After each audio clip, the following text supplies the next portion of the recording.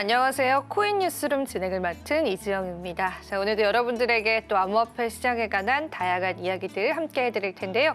오늘 함께 해주실 분 바로 소개해드리겠습니다. 윤석빈 교수님 오늘 함께 해주셨습니다. 교수님 안녕하세요. 네, 트러스트 커넥터 서강대 윤석빈입니다. 네, 오늘도 저희가 또 암호화폐 시장에 관한 이야기 나눌 텐데요. 일단은 최근에 이 암호화폐 시장의 매도 압력에 관해서 많은 거론들이 있었습니다. 그런데 이 시장을 좀 흔들리게 했던 요인 중에 하나가 실크로드를 통해서 압수한 물량을 미국 정부에서 시장에 이제 내다팔 수도 있다라는 그런 가능성들이 제기가 되면서였습니다. 그래서 오늘 저희가 실크로드 사건들 좀 이야기를 나눠보면 좋을 것 같습니다. 교수님께서 이 부분 잘 풀어주시면 좋을 것 같은데요. 실크로드 사건 어떤 사건이었을까요, 교수님? 실크로드는 다크웹 마켓플레이스입니다. 일단은 저도 이제 주로 긍정적인 걸 좋아하긴 하는데 마켓플레이스인데 다크웹이라고 하죠. 어두운 앱이니까 좀 다크한 부분에서 마약이라든지 여러 가지 불법적인 거를 거래하는 마켓플레이스였어요. 근데 거기서 비트코인으로 사실은 거래가 많이 됐던 것도 사실입니다. 그런 것들에 대해서 이제 마켓플레이스가 있었는데 그것들을 이제 미국 쪽 당 정부에서 그것들을 폐쇄시켰던 게 있었고 그 안에 거래된 게 비트코인이다 보니까 그게 한 약 7만 개 정도가 있었어요. 그것들을 압수가 돼서 그것들을 이제 앞으로 이제 팔 계획이 있다. 그래서 그것 때문에 가장 중요한 부분들에 대해서는 어쨌든 폐쇄가 됐고요. 그 폐쇄가 됐고 그것들을 이제 비트코인을 많이 거래되다 보니까 그것들을 이제 압수하게 된 것들에 대해서 그렇게 제가 또 말씀드린 한 7만 개 정도 됩니다. 적은 숫자는 아니죠, 사실은. 엄청나네요. 네. 모르셨었군요. 네. 숫자가 이제 7만 개 돼서 일단 제가 잠깐 설명을 좀 드릴게요. 네. 그래서 일단 실크로드 사건은 암호화폐 역사에서 어쨌든 매우 중요한 의미를 또 지닐 수 있습니다. 왜냐하면 이 사건은 비트코인과 같은 암호화폐가 익명성을 바탕으로 또 말씀드리겠지만 익명성 바탕으로 불법 거래, 그러니까 중요한 거는 불법적인 거래에 사용됐다는 게 가장 중요한 포인트였고요. 그래서 그것들에 대해서 어쨌든 법 직행의 능력하고 암호화폐 추적 기술에 대한 발전을 촉진시켰던 게 그 의미가 있었고요. 실크로드는 일단 2011년에 로스 올브리트라는 이제 최초의 현대적 아까 말씀드렸던 다크웹 마켓플레이스로 비트코인을 사용해서 익명으로 자기 이름을 밝히지, 왜냐면 불법적이니까 자기 이름을 밝히고 싶지 않겠죠. 그렇죠. 익명으로 불법 제품과 서비스를 거래할 수 있도록 한 플랫폼이었습니다. 2013년 FBI에 의해서 폐쇄가 되었고요. 이 과정에서 대량의 비트코인이 압수가 되었습니다. 현재 미국 정부가 보유한 실크로드 관련된 비트코인은 약 69,370 BTC로 현재 시장 가치로 약 65억 달러에 달합니다. 굉장히 큰 돈이죠. 그래서 이는 미국 정부가 보유한 전체 비트코인 20만 개 중에서도 상당한 부분을 차지해서 사실은 다크웹이 있었고 그것들이 비트코인으로 거래되다 보니까 약 7만 개니까 굉장히 큰 숫자죠. 그래서 그런 것들에 대해서 이제 뒤에 또 말씀드리겠지만 이게 시장에 여파가 있을 거냐 없을 거냐 부분이 약간 관전 포인트인데 여러 전문가들은 이미 비트코인 ETF라든지 많은 이제 버퍼가 있어서 그리고 독일 정부도 그때 팔았던 사례가 있었거든요. 그래서 그런 것들의 시장 여파가 맞지 않을 거라는 주장과 좀 있을 거라는 좀 지장이 좀 있는데 그게 또 말씀을 드리겠지만 현재는 이런 게 이제 전체적인 실크로드 사건하고 앞선 비트코인에 대한 이제 정리해서 말씀드리면 이 정도로 이제 정리할 수 있을 것 같습니다.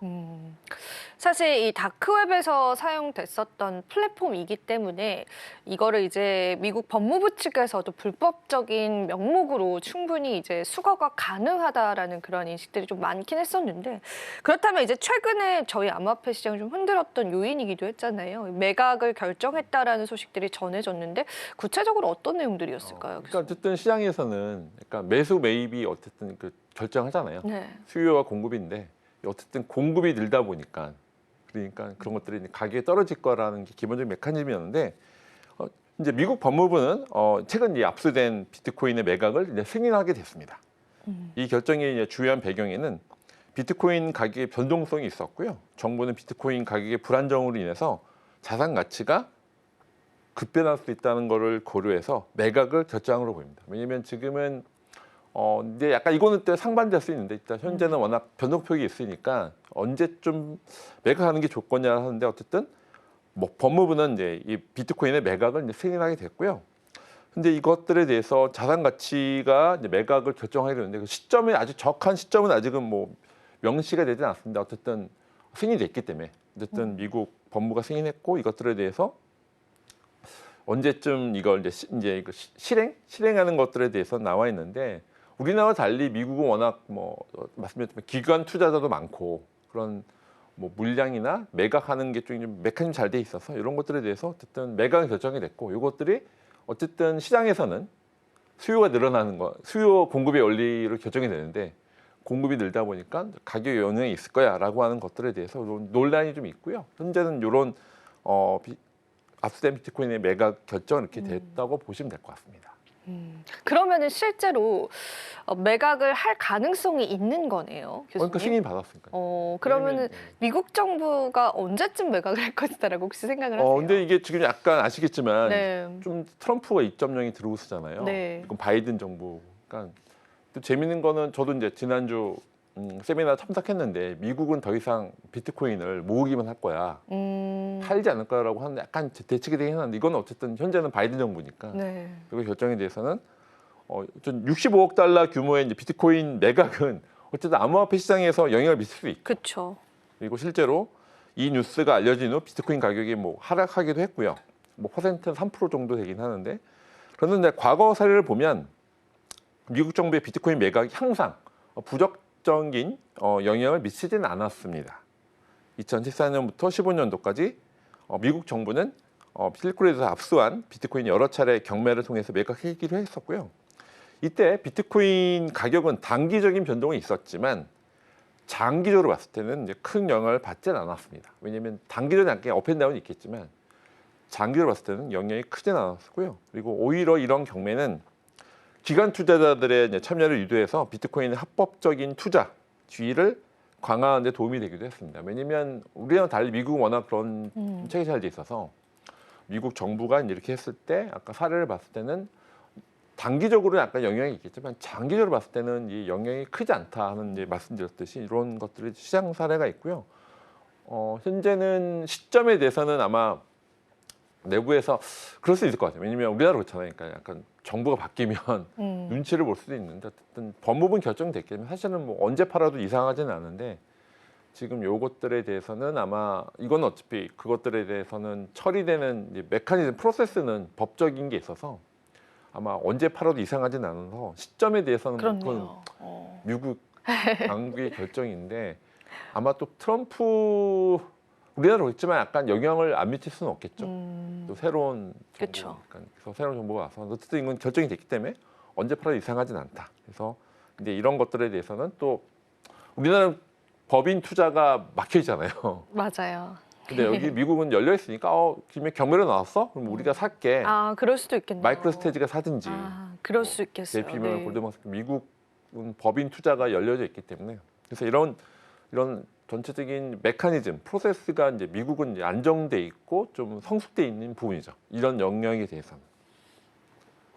네, 현재는 이렇게 네. 시장 영역에 대한 네. 과거 사례를 말씀드렸고요. 또 예. 네, 알겠습니다. 네. 그러면 이제 저희가 또 궁금해지는 게 이 실크로드 사건 쪽으로 다시 회귀를 한번 해보자면은 그때 그 사건이 당시에는 굉장히 좀 충격적인 사건이었고 암호화폐 시장의 인식 자체가 굉장히 안 좋아지는 사건들이었잖아요. 그때 당시를 조금 한 번 더 설명을 해주실 수 있을까요, 교수님? 그러니까 사실은 실크로드 사건 때문에 그러니까 사실은 암호화폐에 대한 인식이 좀 안 좋은 건 맞죠. 왜냐면 저도 전에 엔터프라이즈 일을 많이 해서 그러니까 다크웹이 약간 부정적인 거잖아요. 그때 비트코인을 많이 거래게 돼. 그래서 사실 그게 또 사실이기도 했고요. 지금은 많이 변한 거죠. 인식 변화가 있었는데 그 당시만 해도 불법적인 거, 맞아요. 마약 거래, 여러 가지 불법적인 거래할 때 암호화폐가 쓰여라고 하는 것들이 많았었던 시기였죠. 사실은 그래서 한 뭐 10년 전 됐는데, 그러니까 그때 당시로 보면 굉장히 부정적인 영향들은 있었던 게 맞고요. 이제 그때를 회귀해 보면, 근데 지금은 하고 그때랑 많이 큰 차이가 있다고 보여지고요. 어떤 실크로드 사건에 대한 것들은 이제 말씀드리자면 초기에는 불법 거래 수단으로 주목이 받았는데 현재는 비트코인 ETF가 벌써 1년 됐거든요. 그러니까 합법적인 투자 자산으로 인식이 되어 있고요. 하지만 여전히 익명성에 대한 그리고 탈중앙화라는 것은 약간 규제 불확실성에 대한 논의가 있죠. 그러니까 아직은 이 다크웹처럼 인명성이 있네. 그래서 음. 우리가 불법 거래할 수 있어라고 하는 여지가 있는 거죠. 네. 근데 지금 확실히 10년 전은 그때 다크웹에서 많이 사용될 정도로였지만 지금은 그때랑은 많이 다르죠. 이게 그쵸. 지금은 에셋 클래스 투자로 인식이 됐던 시기이고요. 그 당시는 불법 거래 크로스보더하게 할 수 있는 마약 거래라든지 그렇게 했었던 부분이 있어서 이제 이번 대규모의 이제 매각 결정은 암호화폐 시장의 투명성과 규제에 대한 부분도 다시 한번 중요한 시사점을 제공하게 되고요. 정부가 입수한 암호화폐를 합법적으로 처리하고 이 시장에 대출입하는 과정은 암호화폐 성숙도를 보여준 지표를 볼 수 있을 것 같아요. 우리나라 아직 시작도 안 했는데 미국은 네. 법적으로 불법적인 거 압수했어 이거를 내가 경매를 하거나 아니면 다시 한번 시장에 내가 매각을 할게라고 하는 어쨌든 성숙된 걸 보여준다고 보시면 될 것 같습니다. 그러니까 기본적인 메커니즘 자체가 우리나라랑 워낙 튼 부분이 있죠. 사실은 그래서 저는 뭐 다크웹을 당연히 사용해 본 적은 없는데 저희는 사용을 그죠 할 일은 예, 없죠. 뭐 네. 방송이기도 하고 그러니까 하면 없는데 제가 볼 때 전에 보면 확실히 마약 거래에서 크로스보드 하는 부분이잖아요. 그리고 카지노나 이제 그런 그러니까 도박 같은 부분도 지금은 암호화폐가 많이 사용된 게 또 사실이기도 하거든요. 아직도. 그래서 이런 것들이 봤을 때는 이제 점차 다크한 쪽에서 아까 브라이트한 쪽으로 점점 좀 옮겨 있다고 보시면 될 것 같아요. 이번에 비트코인 ETF 이후로 기존 금융권과 디지털 연결이 융합되는 것들에 대해서 이번에 어떻게 매각되는 것들 자체가 투자자 관점은 풀리니까 가격이 많이 떨어지겠다는 게 약간 일차적인 생각인 것 같고요. 지금은 그런 것들이 미국 정부에서도 이 시장에서 충분히 매각할 수도 있고 거래할 수 있는 이런 상태야라고 하는 것들을 이제 보여주는 한 단편이라고 볼 수가 있습니다. 기본적인 포인트는 이것들이 이제 약간 다크웹 비트코인 임명성 불법이야라고 하는 아직은 우리나라 그런 인식이 강한데 미국은 이미 그런 걸 지나서 그런 사례도 있었지만 지금은 기존 시스템 그리고 자산 클래스로서 이미 인지이 됐다고 보시면 될 것 같습니다. 맞습니다. 이런 사건을 우리가 겪기는 했었지만 지금 현재의 입지 자체는 굉장히 또 다른 의미로 받아들여진다라는 부분에서 의미를 가져갈 수 있을 것 같고요. 그리고 이제 사실 이제 실크로드 사건 때 이제 많은 분들이 다크웹에서 거래를 했었던 게 뭐 마약 거래나 총기 거래 이런 쪽의 불법적인 거래다라고 하는데 그게 맞을까요, 교수님? 예, 그러니까 사실은 이게 지금 거의 7만 BTC잖아요. 네. 굉장히 65억 달러면 굉장히 큰 규모인데 그게 아마 다크웹이라는 게 여러 가지가 뭐 불법 영상이라든지 영상. 뭐 마법, 네. 총기 그 마켓이 굉장히 큰 거죠, 사실. 네. 그리고 마약 굉장히 규모가 크다고 하잖아요. 그리고 네. 또 재밌는 게 마약이라는 게 크로스보드 하는 부분인 거. 그러니까 미국 국내에서만 쓴 건 아닌 것 같아요. 미국이라든지 다른 마치 크로스보더 무역 거래하는 것처럼 그리고 임명성 처리가 되는 거니까. 그렇죠. 익명성이 되니까. 그리고 이게 뭐 스위프트망으로 해서 이게 뭐 보통 현금 거래 많이 하잖아요. 네. 보통 불법이라고 하면 왜냐면 일반적인 통장으로 하면 제 앵커님하고 많이 거래한다 그러면 네. 다 남잖아요. 네, 요거 그쵸. 남는데 그냥 현금으로 주면 남지 않는 것처럼 그러니까요. 그 당시는 비트코인으로 하겠을 때는 임명성이 되는 거니까. 그러면은 제가 알기로는 이게 이제 미국 정부의 압수를 당하고 나서 이걸 다시 반환 신청까지 조금 했다고 알고 있는데 그 부분들도 이제 무산이 된 거네요. 미국 정부가 압수를 결과적으로 하게 된 거네요. 그렇죠. 이제 네. 결국은 이제 법적인 다툼은 있을 수 있는데 이거 네. 불법이야. 이거는 우리가 압수해서 그렇군요. 이렇게 결정이 된 거죠. 결정이 됐고 법무부가 이제 최종 승인이 됐기 때문에 물론 이제 우리나라도 3심처럼 뭔가 이렇게 뭐 피의자들이 항소를 또 할 수 있는. 항소나 이런 거 네. 법적인 다툼이 있었을 수 있는데 그게 네. 다 끝난 거죠. 마지막 최종 결정이 된 거니까 음. 압수한 거 미국 정부가 법무부가 승인한 거죠. 팔 수 있습니다. 팔수 그래서 이제 그렇게 있다고. 해서 지금 어쨌든 미국의 국부가 는 거죠, 뭐. 그러니까 그렇게 됐습니다. 우리나라 경찰도 압수하면 그게 네. 어쨌든 다 경찰청으로 들어가서 그렇죠. 국부나 국가의 이제 자산으로 기속되거든요. 비슷한 프로세스인 거죠. 이제 이런 것들이. 근데 비트코인이라고 옛날에는 그냥 암호가 있는 그냥 파일만 있었거나 네. 그냥 거래 기록 아니면 거의 주소였는데 그 BTC를 이제 미국은 그러니까 어떻게 보면 미국은 이제 트럼프가 얘기했듯이 암호화폐 수도가 된 것처럼 그러니까 기존에 있었던 이런 부정적인 부분에 대한 것도 우리가 최종적으로 승인해서 우리 국부로 들어온 거고, 그러니까 긍정적인 부분하고 부정적인 부분이 다 있지만 그것들을 어쨌든 프로세스를 돌릴 수 있는 시스템이 있는 거죠. 미국은 그런 것들은 있고 우리나라는 아직은 뭐 우리나라 사실 잠깐 말씀드리면 지금 S 클래스에서 이게 자산 클래스라고 해서 아마 압수된 건 있는 걸 알고 있어요. 네, 저도 알고 있어요. 근데 네. 그거를 아직 뭐 국부로 그러니까 기속이 됐는데 그것들을 현금화 시켰 아마 그럼 뭐 제가 알기로는 업비사 비싸매 우리나라 법인 계좌는 없지만 만들 수 없지만 국세청이나 아니면 일부 경찰청이나 그런 데 갖고 있는 걸 알고 있어요. 그래서 그런 것들을 팔 수 있게 이렇게 돼 있다고 되어 있는데 기본적인 거는 미국에서는 어쨌든 실크로드 이 마켓플레이스에 대해서 폐쇄가 됐고 그것들이 어쨌든 경매도 했었고 이번에 승인 받으면서 실제 풀린 것 자체는 그러니까 실제 투자자 관점에서 풀리니까 단기적인 그런 매도 압력이 있겠다 그런 생각이 들죠. 그건 너무 네. 단기적인 일차적인 문제인 것 같고요. 네. 근데 장기적으로 봤을 때는 미국에서는 이렇게 이런 것들 수용하고 그것들을 실제 프로세스가 돌고 있고 실제 미국 정부가 그걸 할 수 있는 다 이제 프로세스나 이제 이런 체계가 잡혀 있다고 보시면 될 것 같습니다.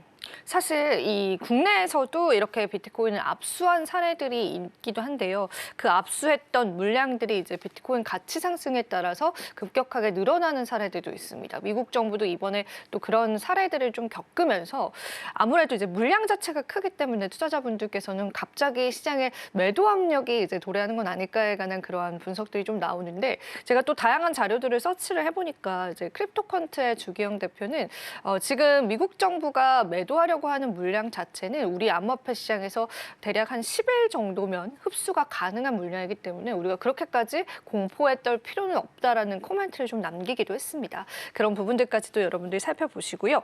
자, 그러면은 혹시 이제 교수님께 추가적으로 실크로드 사건 외에 또 미국 정부나 중국 정부가 좀 압수를 했었던 사례들도 교수님 아시는 부분이 있을까요? 몇 개 있는데 뭐 제가 뭐 사건을 일일이 다 그쵸, 하지는 않지만 네. 전체적으로 보면 당연히 비트코인 이미 에세 클래스가 됐기 때문에 마치 부동산 불법 거래할 때 부동산을 해서 압수할 수 있듯이 똑같이 돼 있다 보시면 될 것 같고요. 그 숫자는 굉장히 현재는 이게 미국 정부뿐만 아니라 정부에서도 보면 한 비트코인 홀더로 보면 한 11개국 나라 갖고 있대요. 네. 아, 그러니까 네. 비트코인 홀더 이제 주소를 네. 보면 물론 개인이 많고 법인 개체들이 많지만 이제 이런 식으로 미국 정부는 더 이상 이제 얘기했죠. 트럼프가 이제 나머지 것도 다 우리가 채굴하고 우리가 이제 안 팔고 전력 자산 할 거예요 하는 것처럼 모든 나라가 다 이제 그런 압수를 하게 되면 옛날에는 무조건 바로 이거는 바로 현금해야지라고 했는데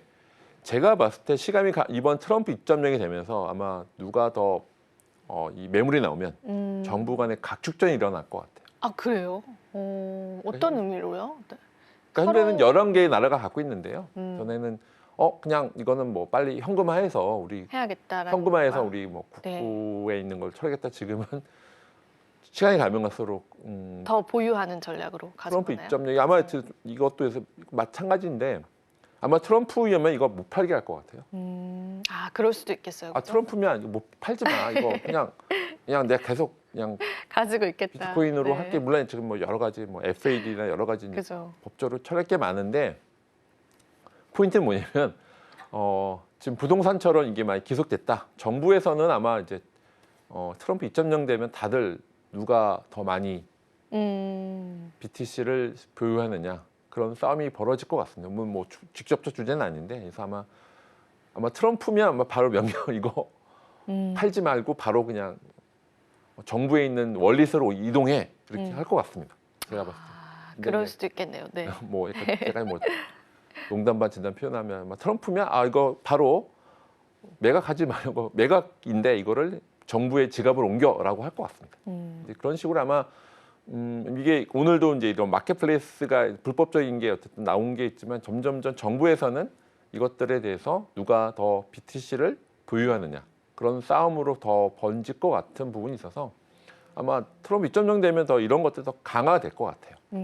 지금 어쨌든 이제 나오게 되면 뭐 미국이야 뭐 마이크 스테이츠나 월스트리트에 있는 사람들이 다 살 수 있는 걸 아까 주기영 대표 얘기했는데 사실은 이 정도 수량이면 비트코인 ETF가 많이 돌고 있어서 네, 그렇다고 하더라고요. 사실은 네. 옛날처럼 한마디 한마디 이렇게 업앤다운이 크게 되는 그런 그러진 시장은 않은 것 같아요. 아닐 거라고 네. 좀 저도 예상이 됩니다.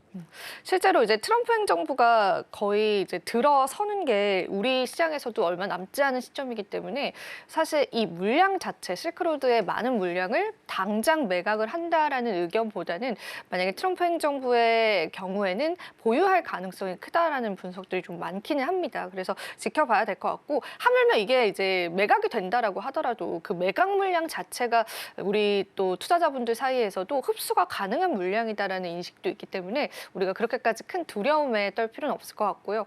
다만 이 실크로드 사건은 암호화폐 시장의 역사에 있어서만큼은 좀 중요했던 사건이기 때문에 저희가 좀 자세히 다뤄봤던 것 같고요. 제가 알기로는 이제 중국 정부도 굉장히 많은 물량을 가지고 있다고 알고 있어요. 전 세계에서 2위 정도 네. 된다고 알고 있는데, 그럼 중국 정부 측에 관한 움직임들은 요즘에 보이지 않던가요, 교수님? 중국은 기본적으로 이제 다 이제 폐쇄하는 상태잖아요. 이제 CBDC 우리나라 그러니까 중국 정부만 할 거야 CBDC를. 그리고 그래서 방향이 약간 이제 홍콩은 약간 열어줬는데 네. 그러다 보니까 중국 정부는 그것들을 물론 이제 어쨌든 뭐 BTC를 외부적으로는 우리가 계속 보유할 거라고 하진 않았는데 말씀드렸지만 트럼프 2.0이 들어서면 네. 좀 바뀔 것 같아요. 아, 미국 정부의 대응을 중국도. 위해서도 네. 어쨌든 현재 자산에 대한 어떤 BTC가 있으니까 물론 미국의 약간 무게 중심이 말씀드렸지만 원래 중국이 더 가장 프라이머리한 국가였는데 이게 좀 뭐 코인베이스나 여러 가지 비트코인 ETF 이후로 지금 넘어갔죠.